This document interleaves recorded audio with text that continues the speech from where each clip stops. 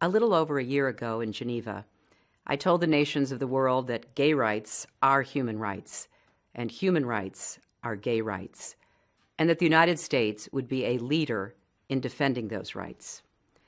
Now, there were some countries that did not want to hear that, but I believe America is at its best when we champion the freedom and dignity of every human being. That's who we are. It's in our DNA. And as Secretary of State, I had the privilege to represent that America. I will never forget the young Tunisian who asked me after the revolution in his country how America could teach his new democracy to protect the rights of its LGBT citizens. He saw America as an example for the world and as a beacon of hope. That's what was in my mind as I engaged in some pretty tough conversations with foreign leaders who did not accept that human rights apply to everyone, gay and straight, when I directed our diplomats around the world to combat repressive laws and reach out to the brave activists fighting on the front lines, and when I changed State Department policy to ensure that our LGBT families are treated more fairly. Traveling the world these past 4 years reaffirmed and deepened my pride in our country and the ideals we stand for. It also inspired and challenged me to think anew about who we are and the values we represent to the world. Now, having left public office, I want to share some of what I've learned and what I've come to believe. For America to continue leading in the world, there is work we must do here at home. That means investing in our people, our economy, our national security.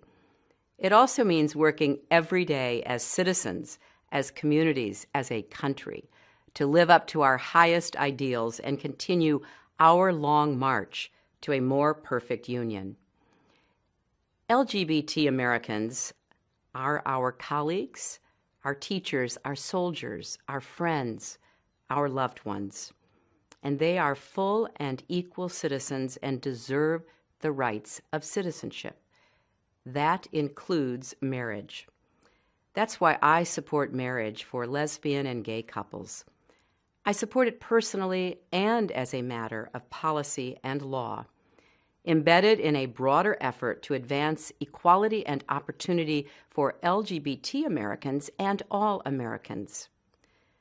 Like so many others, my personal views have been shaped over time by people I have known and loved, by my experience representing our nation on the world stage, my devotion to law and human rights, and the guiding principles of my faith. Marriage, after all, is a fundamental building block of our society, a great joy and, yes, a great responsibility.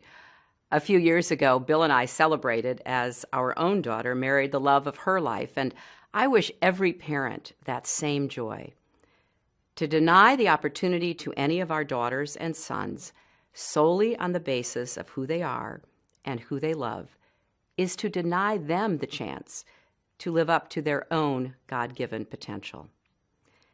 Throughout our history, as our nation has become even more dedicated to the protection of liberty and justice for all, more open to the contributions of all our citizens, it has also become stronger, more competitive, more ready for the future.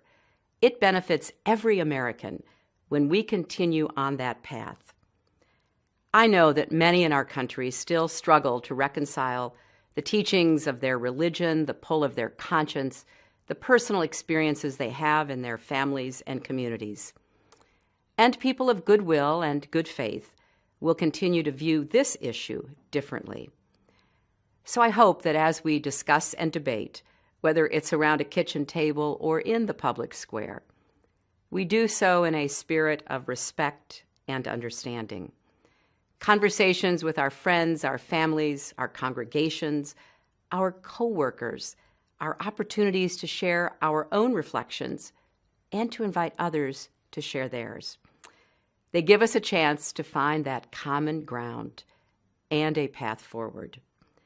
For those of us who lived through the long years of the civil rights and women's rights movements, The speed with which more and more people have come to embrace the dignity and equality of LGBT Americans has been breathtaking and inspiring. We see it all around us every day in major cultural statements and in quiet family moments. But the journey is far from over, and therefore we must keep working to make our country freer and fairer, and to continue to inspire the faith the world puts in our leadership. In doing so, we will keep moving closer and closer to that more perfect union promised to us all. Thank you.